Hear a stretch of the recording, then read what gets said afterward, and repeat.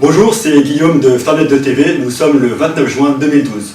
Aujourd'hui, je suis avec Pierre Jovanovic qui va être interviewé par mon ami et collègue Eliphas de Tactical FM.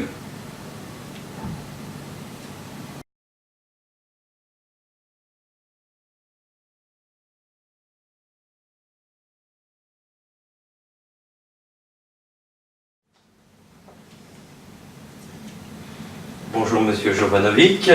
Bonjour Monsieur Tactical FM. Comment allez-vous déjà? Très bien, et vous? Fort bien, un peu chaud, mais ça va aller. Donc un an de latence depuis la dernière fois qu'on s'est que je vous ai interviewé. J'ai l'impression que c'est il y a déjà 2 ans. Moi, oui, le temps passe assez vite. Bon, bref, mais donc beaucoup de choses se sont déroulées depuis un an, beaucoup d'événements. Vous avez été un précurseur, je dirais. Vous avez averti les gens sur nombre de domaines. Pour vous, déjà présentez-vous un petit peu, petite présentation. Pour ceux qui ne vous connaîtraient pas encore. Je suis journaliste, j'anime une émission sur Radio Ici Maintenant. Avec le contenu de mon blog qui s'appelle le blog de l'apocalypse financière, que vos auditeurs, enfin vos spectateurs, peuvent voir sur quotidien.com. Et voilà, donc j'ai commencé le blog en 2008, en février, je précise, en février 2008, où j'ai commencé à avertir l'ensemble des Français sur l'écroulement financier à venir. Et ça, c'était avant l'écroulement du 29 septembre de Wall Street, donc je précise. Et aujourd'hui, donc, nous sommes en juin 2012, fin juin. Aujourd'hui, il y a une réunion en ce moment même pour sauver l'euro. Oui, à 15h d'ailleurs. Voilà, là pour sauver l'euro. Voilà. L'année dernière, je me souviens, je vous ai dit que octobre 2011 était absolument sera le résultat de tous les dangers. Et que les banques ne pourraient pas continuer. Je m'en souviens très bien. Oui, tout à fait. Aussi bien à la radio. Et va écouter encore tout à l'heure. Et donc, vous avez vu que, a priori, il ne s'est rien passé, mais ce qui est complètement faux, puisqu'il y a une interview il y a 1 mois exactement, dans le Guardian de Londres, avec le directeur général adjoint de la Banque Centrale Européenne, qui a déclaré très précisément qu'en octobre, qu'à l'automne 2011, toutes les banques européennes étaient insolvables. Clairement, et que pour la Banque Centrale Européenne, c'était quelque chose d'impensable. Et donc, ils ont injecté, au mois de décembre, ils ont injecté donc, dans le système, novembre, 1 milliard. La Fed, par des moyens détournés, a injecté 1 milliard. Et comme vous l'avez vu, donc je crois que c'est de mi-2012, la Banque Centrale Européenne a injecté 1 trilliard, qu'est-ce que je dis 1 milliard? Oui, enfin 1 trilliard et 1 trilliard. D'ailleurs, pas plus tard que ce matin, Jean-Luc Mélenchon en parlait avec Bourdin, disant que le plan de relance de François Hollande, enfin le plan de relance de la croissance avec juste 120 milliards, c'était n'importe quoi, c'était de la pantalonnade, je cite, mais il a entièrement raison. Mélenchon a raison, 100%. C'est se foutre de la gueule du monde, c'est se moquer ouvertement des Français. Quand on balance, c'est même pas moi qui le dis pour le coup, là c'est Mélenchon qui le dit. On balance 1 trilliard, c'est-à-dire 1000 milliards, correction donc. Donc ça fait 3000 milliards qui ont été balancés dans le système bancaire pour le sauver. Et là, François Hollande et ses économistes de la banque Rothschild nous expliquent qu'il faut juste 120 petits milliards pour obtenir une croissance. Mais de qui on se moque? C'est vraiment, mais c'est vraiment bisounours. C'est vraiment bisounours, saturnin, Castor et Pollux. Voilà, c'est les nouveaux économistes de gauche. Avec 120 milliards, ils vont relancer la croissance en Europe, alors que l'Espagne, tout le système bancaire espagnol est en faillite. Le système bancaire portugais est en faillite. Il y a exactement 1 mois, le gouvernement portugais a balancé 6 milliards pour le coup, là, on est bien d'accord, pour sauver 3 banques, donc, dont la banque du Saint-Esprit, c'est amusant. Les banques italiennes sont en train de s'écrouler. Il y a 2 jours, 3 jours, La cotation d'une dizaine de banques italiennes a été stoppée à la bourse de Milan. Oui. Vous en avez d'ailleurs fait l'écho. J'en ai fait l'écho sur Facebook et surtout sur Twitter. Hier, c'est hier, la plus vieille banque du monde. Oui. C'est la banque Peschi de Siena. Siena, qui a été fondée au XVe siècle, 1470 et quelques. Donc vraiment, c'est symbolique. C'est la plus vieille banque du monde. Eh bien, elle a été sauvée in extremis.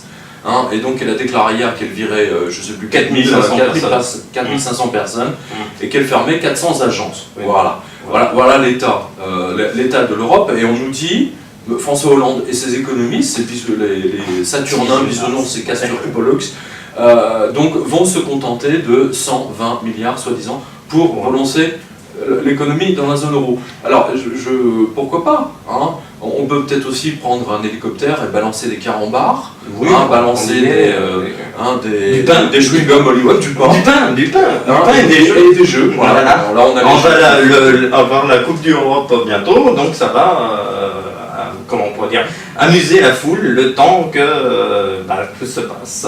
Donc voilà, on en est là.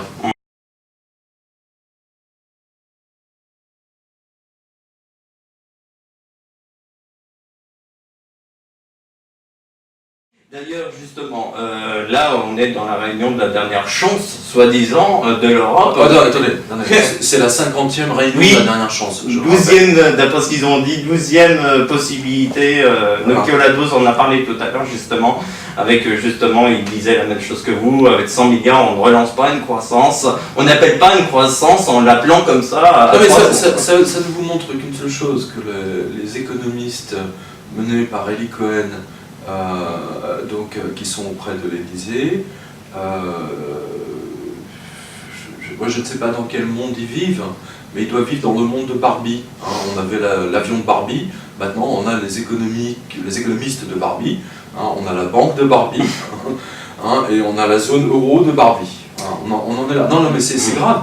C'est grave d'avoir des gens aussi incompétents, et cette volonté de François Hollande de demander 120 milliards, j'ai du mal à comprendre. Alors qu'il y a 3 trilliards dans le système économique, et ce n'est pas fini.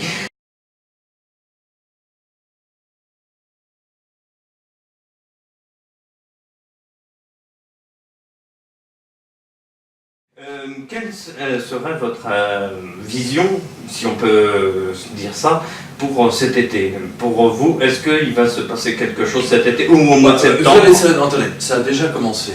La faillite, techniquement, la faillite de la banque de Sienne, de la plus ancienne banque, est quand même révélatrice de quelque chose de complètement énorme. Ça veut dire qu'en fait toutes les banques aujourd'hui sont en faillite. Et on a vu une banque italienne qui a déposé le bilan en toute discrétion en plantant 40 000 clients il y a à peu près 2 semaines. Je crains hélas qu'on ne puisse voir une série de défaillances bancaires Espagne, Portugal, Italie et même France. Et même France, parce que là on voit que le CIC, de plus en plus de soucis, la caisse d'épargne, que la Banque Postale, la Société Générale, que toutes les banques, la BRED, sont en train d'empêcher les gens de retirer l'argent. J'en ai parlé souvent à la radio, j'en ai parlé souvent sur le blog. Il y a encore 1 an, 2 ans, vous voyez, il faut, pour retirer plus de 1 500 €, il faut avertir le directeur d'agence 48 heures à l'avance. Maintenant, il faut 7 jours. Bientôt, ça va être 3 mois, et puis peut-être en septembre, il faudra 2 ans. Donc, non, mais techniquement, c'est grave, parce que qu'est-ce que ça veut dire? Ça veut dire que si une banque n'a plus les liquidités pour répondre à la demande de retrait des clients, la banque est en faillite. Et il y a un autre élément qui vient corroborer ça, je pense que ça, tout le monde l'a vu, tout le monde, vous l'avez vu. Si vous voulez faire un virement, maintenant, vous ne pouvez même plus faire un virement, il vous faut un truc par SMS, recevoir un truc par la poste, enfin bon bref, je veux dire, tout est fait pour vous empêcher de faire vos virements. Jamais les entreprises n'ont eu autant de barrières pour les empêcher de faire leurs virements. C'est devenu, dans les entreprises, c'est quand même devenu maintenant un casse-tête. Comment contourner les interdictions de la banque. Hein, et nous-mêmes d'ailleurs, on l'a vu, moi je l'ai vu, titre personnel, la maison d'édition, le Jardin des Livres l'a vu parce que au cours des règlements des droits d'auteur, la banque tout d'un coup a interdit à mon éditrice, enfin, elle avait soi-disant dépassé son quota de virements journaliers, alors que jamais la banque n'avait averti. Jamais. Donc, vous voyez ce que je veux dire, tous les virements que vous aurez pu faire en une journée, hein, eh bien là, vous devez les fractionner, c'est-à-dire que maintenant il vous faut 3 jours pour faire ce que auparavant vous faisiez en 3 heures. Ah oui, 2 heures. d'accord. Moi qui étais comptable, c'est quand même, il y a quand même quelque chose de... On n'a jamais été limité, jamais. Il y a quelque chose de grave. Il y a quelque chose de grave se passe en ce moment, hein, et surtout avec la banque postale, dont le système informatique est systématiquement en panne. Mais hein, comme UBS tous d'ailleurs. les clients, non c'est pas UBS, tous les clients de la banque postale le voient. Vous ne pouvez quasiment plus faire un jour sur 2 leur système est en panne.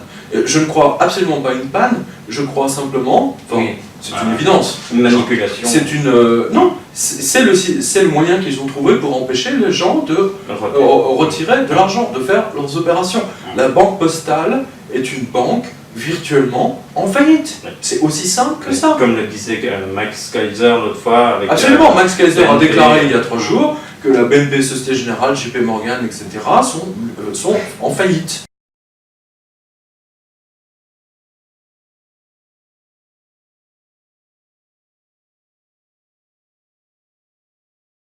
Oui, d'ailleurs, justement, en parlant de la JP Morgan, vous avez lu peut-être la nouvelle édition. Là, tout à l'heure, j'ai vu l'information comme quoi ils sont à 9 milliards, soi-disant, de pertes. Ils sont même à plus, je crois, d'après les derniers chiffres que vous avez vus. En fait, on estime les pertes, je veux dire, c'est une estimation, mais les pertes, si vous voulez, de la baleine de la JP Morgan. Puisque Jamie Dimon a déclaré qu'au début qu'ils avaient enregistré seulement 2 milliards, en fait techniquement ils seront à 30. Oui, voilà. Ce qui est quand même colossal. C'est ce qui est quand même colossal, et cette affaire a montré que Jamie Dimon est un menteur patenté, hein, puisque lui qui réclamait l'absence justement de régulation, moins de régulation, etc., eh bien on voit que la JP Morgan, derrière les portes closes de ses bureaux de Londres, de Singapour et ailleurs, elle continue à faire du prop trading, c'est-à-dire utiliser ses fonds propres, sa trésorerie, pour continuer à essayer de gagner de l'argent. En fait, là, ils se sont vraiment ramassés. Et le problème, si vous voulez, c'est qu'ils risquent d'emporter. Mais de toute façon, le marché va être emporté à un moment donné. Mais bon, je pense que des actions comme celle de la JP Morgan, il y en a d'autres. La JP Morgan a été prise avec les mains dans la peau de confiture. Mais il y en a plein d'autres qui font ça. Simplement, ils n'ont pas été pris. Ils n'ont pas été pris la main dans le sac. Voilà. Mais elle n'est pas trop grosse pour tomber, quoi. Too big to fail. Non, je pense que la JP Morgan aujourd'hui est assez grande pour tomber.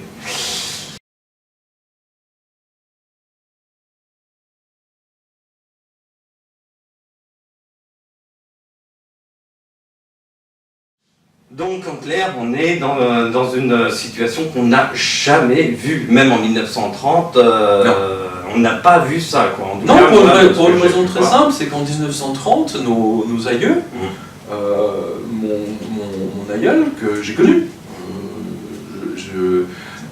lui n'avait pas de carte Visa. Hein, il n'avait pas de crédit, il n'avait pas de crédit à la consommation, il ne s'est pas acheté de voiture. Hein, avec un crédit bail, etc. Personne n'avait de crédit. Le crédit n'existait pas à l'époque. Enfin, je veux dire, ça existait, mais pas au niveau grand public. Oui, voilà.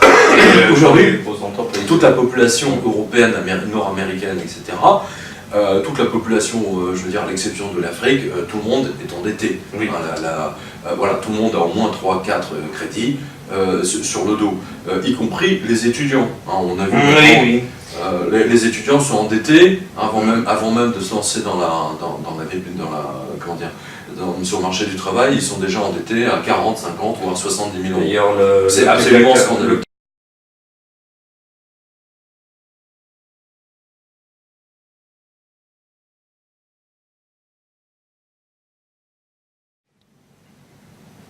Donc, pour revenir un petit peu sur Black Masters, en ce moment, quelles sont ses prédilections, ses thèmes de prédilection en ce moment, ses positions? Bah, Si vous en ce moment, oui, en ce moment, enfin, je sais, en partie, hein, je l'ai dit, mais ce que je peux vous dire, c'est que le livre lui a apporté beaucoup de clients. Ça, c'est l'effet absolument inattendu. Je veux dire, il y a un an, quand on en a parlé ensemble, j'aurais jamais imaginé que, parce que le livre a été lu, comme vous l'imaginez, partout dans le monde maintenant, le monde francophone est quand même assez grand. Ah oui. Et donc il y a énormément de gens extrêmement fortunés, n'est-ce pas, qui ont pris tous leurs centaines de millions et qui ont appelé la JP Morgan et qui ont appelé Black Masters en disant écoutez, j'ai lu un livre sur vous, est-ce que vous voulez bien gérer ma fortune? C'est amusant. Alors, Ah oui. oui, oui. Et alors, en ce moment, en fait, bon, Black Masters, c'est un autre souci qui est quand même très grave. Comme vous le savez, elle manipule pour le compte de la Fed. C'est pas elle le perso qui manipule, mais c'est une position historique dont elle a hérité lorsque la banque Bear Stearns a fait faillite en mars 2008, je précise bien, et que Bear Stearns a toujours manipulé les cours de l'argent pour le compte de la Fed. D'accord ? Lorsque la Fed a obligé la JP Morgan à racheter Bear Stearns, d'accord, parce que si la Bear Stearns avait fait faillite, okay, les cours de l'argent et de l'or auraient littéralement explosé, puisqu'ils n'étaient plus là pour balancer tous les matins, je ne sais plus combien de centaines de millions d'onces, donc à la baisse. Voilà. Donc la JP Morgan avec Blight a repris ses opérations de maintien des cours, Oui. voilà, et ce qui rend les Chinois complètement fous, parce que les Chinois, eux, achètent en ce moment, enfin depuis quand même plusieurs années, je vous signale quand même que les Chinois ont pris des positions extrêmement stratégiquement vitales dans un pays que personne ne connaît, qui s'appelle la Nouvelle-Papouasie. Aujourd'hui, la Nouvelle-Papouasie est intégralement entre les mains des Chinois qui ont ouvert ou réouvert toutes les mines de Nouvelle-Papouasie. Il faut le savoir. Ah oui, quand même. Oui, il faut... Ah. Non mais vous savez, je sais des choses. Oui. J'ai écrit un livre sur le oui, sujet, j'ai pas tout dit dedans. Alors donc il faut comprendre que par ce biais-là, que la Black Masters a un problème avec les Chinois, qui eux veulent impérativement voir les cours quand même remonter, parce que leur objectif à terme est de revenir au standard or, c'est-à-dire d'avoir leur monnaie, le yuan, garanti par l'or, parce qu'ils savent, comme tout le monde d'ailleurs, que le dollar va s'écrouler. Voilà, le dollar est en fin de course, voilà, c'est fini. Donc aujourd'hui, Black Masters, c'est leur dernière carte, celle qui permet justement au dollar de tenir encore, et surtout de supprimer les cours de l'or et de l'argent. D'accord ? Donc ça c'est la première chose. Alors, qu'est-ce qu'ils ont fait les Chinois pour l'empêcher justement de contrôler les cours, c'est jouer vraiment un tour de cochon à la JP Morgan, enfin à Black Masters. Ils ont carrément racheté le London Metal Exchange, le fameux LME de Londres, qui est la place centrale européenne de cotation de l'or et de l'argent, et d'autres matières premières évidemment. Bon. Et donc, au sein du conseil d'administration, l'offre d'achat des Chinois qui est à plus d'1 milliard, enfin vous retrouverez ça sur mon blog, vous y allez, donc ça a été accepté au plus grand scandale de la presse anglaise, et maintenant, si vous voulez, il faut que si tous les actionnaires se mettent d'accord effectivement de vendre le LME aux Chinois, c'est la fin du contrôle, entre autres. Il y a beaucoup d'autres choses, ça implique beaucoup d'autres soucis pour la City, notamment. Donc clairement, vous voyez, c'est une bataille qui est invisible, qui se passe en ce moment entre la Chine et les États-Unis. Techniquement, et c'est Black Masters qui mène cette bataille pour le compte des Américains et des Anglais. Et comme je l'ai déjà dit à la radio il y a une semaine, je ne pense pas, si vous voulez, que les services secrets américains, que la CIA, enfin le Pentagone tout simplement, parce que là c'est au niveau de la décision, il y va dans l'intérêt du pays, que les Américains laissent les Chinois racheter le LME de Londres, même si a priori ça se passe en Angleterre. C'est impossible. Donc je pense que sur ce coup, enfin donc ça va être très très intéressant à observer. Mais sachez simplement que pour l'instant, si les cours de l'argent ne bougent pas, eh bien, il faut remercier Black Masters. Je l'ai déjà dit, mais j'en suis de plus en plus conscient aujourd'hui, et que si aujourd'hui les Français, enfin, il n'y a pas que les Français d'ailleurs, les Espagnols, les Italiens, les Américains, si dans le monde entier les gens peuvent encore acheter des pièces d'argent à des prix raisonnables, même s'il y a une surcote de 30% en France par exemple, parce que c'est introuvable physiquement, sauf à 30 ou voire 40% de plus, il faut les acheter, parce que le jour où Black Masters ne contrôlera plus, où elle va perdre le contrôle de la situation, je peux vous garantir que le prix de l'or et de l'argent, mais ça va être un décollage de fusée Ariane, quoi. Donc, non, parce que je reçois énormément de mails en me disant est-ce que l'or n'est pas trop cher? Alors, je dis, mais est-ce que les patates ne sont pas trop chères? Mais c'est invraisemblable de bêtises quand je vois arriver des mails comme ça. Ils veulent acheter l'or comment? Ils veulent l'acheter au prix de la farine? Sûrement, oui. Enfin, je sais pas. Donc, voilà, en tout cas, je vous le dis, je vous le redis, l'or, ni l'or, ni l'argent ne sont chers pour le moment. Parce que quand vous allez voir le prix exploser, là vous allez pleurer, là vous allez regretter vraiment. Là vous pourrez me envoyer des mails en disant si c'est pas trop cher. Voilà, donc voilà où on est la situation avec Black Masters. D'accord.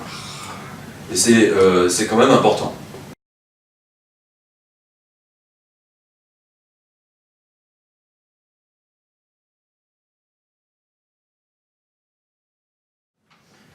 Donc oui, d'autres questions un petit peu sur la situation. Oui, on m'a beaucoup posé de questions sur la situation immobilière en France. On va commencer par ce qui est actuel, enfin. Donc en ce moment, les prix, comment on pourrait dire, varient grandement. On a eu des baisses assez importantes sur. Écoutez, tout ce qui concerne l'immobilier, je veux dire, il y a deux choses avec l'immobilier. Les Français, je parle des Français, mais c'est également le cas des Allemands, etc. Les Français ont beaucoup d'argent. Ils ont de l'argent dans des livrets A, etc., dans des assurances vie, ils n'ont pas osé les casser, etc. Mais quand ils vont voir que la situation économique, et notamment la position de l'euro, vont dégénérer, grave, là ils vont se précipiter et acheter en masse des studios, des 2 pièces, etc. Parce qu'il faut bien que leur argent aille quelque part. Donc et c'est pour ça qu'on a vu par exemple récemment une remontée des prix de l'ancien à Paris. Bon, de toute manière, on s'en fout des prix de l'immobilier. Le prix de l'immobilier ne baissera jamais. On est bien d'accord. C'est comme l'or. C'est vraiment la même chose. C'est exactement la même chose. Donc si vous pouvez acheter un appartement et le mettre en location, etc., mais faites-le. N'attendez pas. De toute façon, avec l'effondrement de l'euro, vous pouvez être certain que Paris deviendra inabordable. Ça sera peut-être moins le cas en province, mais Paris en tout cas deviendra inabordable. Ça a toujours été le cas d'ailleurs. Ce qui serait le plus intelligent, comme vous disiez l'autre fois, c'est d'acheter la maison et le jardin. La maison et le jardin, mais ça j'ai toujours dit, la maison et le jardin, donc avec le puits, le potager, voilà, ça c'est le bon plan par définition. Non mais c'est important, il faut vraiment le savoir, parce qu'on nous a promis, il y a 10 ans, on nous a promis que l'euro apporterait la richesse dans toute l'Europe, que ça sera la fin de l'inflation, que ça serait vraiment, qu'on allait même guérir les cancéreux, etc. Et qu'est-ce qu'on voit 10 ans plus tard? Que l'euro est en train d'exploser. On voit bien que les politiques, les banquiers, les financiers, et surtout ces connards d'économistes, nous ont tous pris pour des crétins. Ils nous ont vendu un truc qui ne tenait même pas la route. Voilà. Et qui a gagné dans tout ça? Où est passé notre argent? Il est passé à Wall Street. Pendant 10 ans, la France a été pillée. L'Allemagne a été pillée, l'Espagne a été pillée, le Portugal, toute la zone euro a été pillée, exactement comme on voit en ce moment même la Grèce être pillée, in extenso. Voilà ce que c'est que l'euro. C'est une invention américaine destinée à enrichir uniquement les Américains hein, et les Anglais, au passage, hein, puisqu'ils n'ont pas été assez bêtes, ils ne sont pas dans la zone euro. D'ailleurs, c'est pas par hasard qu'ils ont pas, ils ont volontairement pris le choix de, ils ont décidé de ne pas être dans la zone euro. Ouais, non mais il faut quand même qu'on s'en rende compte de ça. Je veux dire, je sais pas, tout le monde le voit maintenant. Ah oui, oui, oui, oui. Hein, en 2008, on prenait pour un dingue. Maintenant, je veux dire, c'est bon. Quoique, il y a toujours des gens qui me disent ah oui, monsieur Jovanovic, vous avez. J'ai vu un mec l'autre jour, un mec qui s'appelle Franck Abed, qui disait que j'avais annoncé en 2006. J'ai jamais rien dit en 2006. Non mais c'est vrai, j'ai jamais rien dit en 2006. J'ai commencé le 20 février 2008. Oui. Hein, c'est marqué, tout le monde peut le voir. Oui. Hein, je veux dire, ça fait quand même depuis 5 ans, il y a quand même des millions de Français qui l'ont vu ça. Hein. Mais on a une lumière hein, qui s'appelle Monsieur Abed, qui est un royaliste, hein, pour qui la démocratie, notre assemblée, etc. doivent être jetées à la poubelle, et qui explique que je suis un mauvais prophète. Oui, Cassandre, voilà. Oui. Donc je précise, Monsieur Ahmed, vous mentez, vous êtes un menteur, hein, je vous le dis en face, hein, parce que vous n'avez pas eu le courage de me le dire en face quand vous êtes venu m'interviewer. Hein.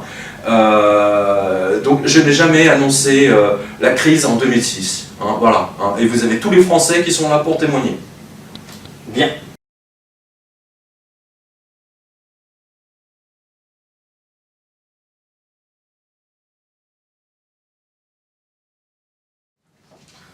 Donc on va finir cette première partie, oui. On fait une petite pause et on se revient juste après pour la deuxième partie. A tout de suite, chers co-créateurs.